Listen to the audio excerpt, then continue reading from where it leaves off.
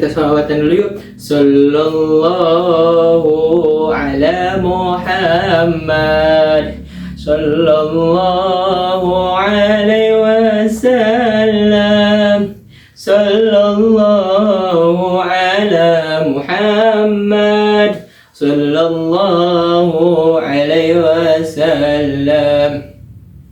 Biru laut seperti kolam, ikan paus pandai menyelam. Dari lubuk hati yang paling dalam, saya buka ceramah dengan salam. Assalamualaikum warahmatullahi wabarakatuh. Ada orang terlihat sangar, pergi berlari membawa kampak. Terdengar sih terdengar, tapi sayang tidak kompak. Saya ulangi lagi.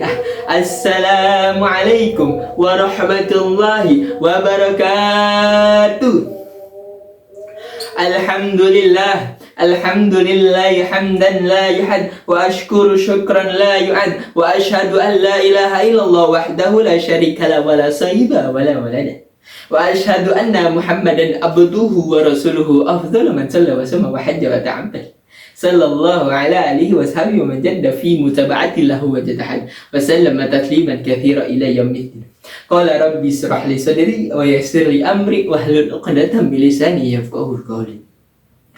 Para dewan juri dan hadirin yang saya hormati, semoga Allah muliakan. Bersyukur kepada Allah dengan mengucapkan kalimat Alhamdulillahirabbil alamin. Segala zat yang maha ghafur, zat yang maha syukur, yang telah memberikan kita beribu-ribu nikmat yang tidak berkurang.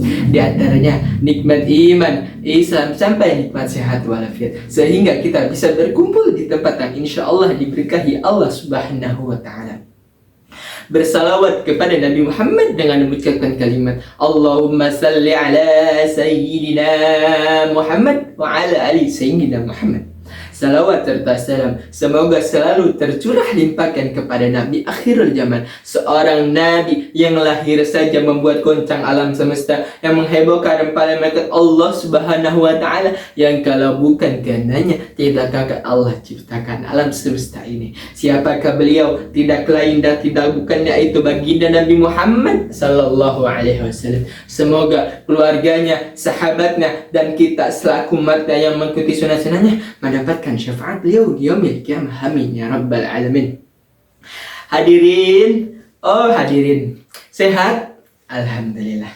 Para hadirin yang dirahmati Allah Subhanahu wa Ta'ala, pada kesempatan yang berbahagia ini kita berkumpul dalam rangka memperingati Maulid Nabi Muhammad SAW. Peristiwa yang sangat bersejarah, yaitu kelahiran yang manusia agung yang memberi rahmat bagi alam semesta ini. Nabi Muhammad SAW lahir di Mekah pada 12 Rabiul Awal tahun 571 Masehi. Kedatangan beliau bukan hanya sebagai utusan Allah saja, tetapi juga sebagai suri tauladan bagi umat manusia. Maka dari itu, marilah kita meluangkan waktu dan merenungkan marilah kita meluangkan waktu untuk merenungkan dan mengambil hikmah dari apa yang kita bahas akan hari ini, yang berjudul Cinta Ilahi dari Jejak Sang Nabi. Semoga apa yang kita dengar hari ini bisa menambah iman, ilmu, dan amal baik di hadapan Allah Subhanahu wa Ta'ala. Amin ya rabbal alamin. Imam Nawawi Al-Bantani dalam kitabnya Kifayatul Atqiya berkata, tiada kebahagiaan kecuali kita menempuh jalan melaksanakan sunnah baginda Rasul mulia.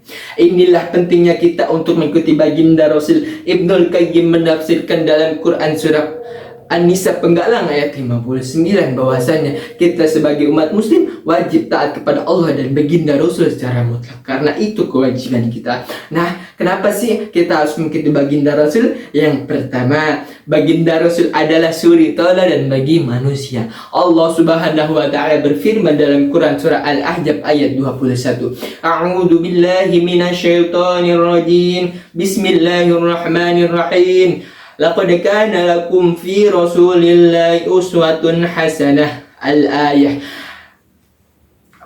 Bahwasanya ada di dalam diri Rasulullah suri tauladan yang baik. Kemudian yang kedua, perkataan Rasul selalu benar karena berdasarkan wahyu dan bimbingan dari Allah Subhanahu wa Ta'ala. Dalam Quran surah An-Najm ayat 3 sampai 4. A'udzu billahi minasyaitonir rajim. Bismillahirrahmanirrahim. Wa ma yantiqu 'anil hawa in huwa illa wahyun yuha.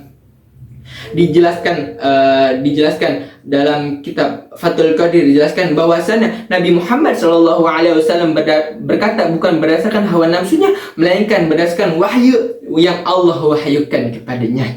Kemudian yang ketiga, sebagaimana ayat yang telah saya bacakan di awal, dengan kita mengikuti baginda Rasul, maka kita akan mendapatkan cinta Allah. Hadirin yang dirahmati Allah Subhanahu wa taala. Lalu bagaimana sih cara kita mengikuti baginda Rasul agar mendapatkan cinta Allah? Dalam hadis riwayat Imam Abu Daud, aku tinggalkan dua perkara, jika kalian mengikutinya tidak akan tersesat selamanya. Yang pertama, kitab Allah Al-Quran. Yang kedua, sunnah Rasulullah Sallallahu Alaihi Wasallam. Banyak sunnah Rasulullah yang bisa kita amalkan, baik sunnah qauliyah secara perkataan maupun sunnah fi'liyah secara perbuatan. Baginda Rasul senantiasa berkata sopan, kadang kita suka berkata kasar. Baginda Rasul wajahnya ramah, tapi kita kadang suka marah-marah. Ingat kata baginda Rasul, sabar, baca Al-Quran dan yang lainnya.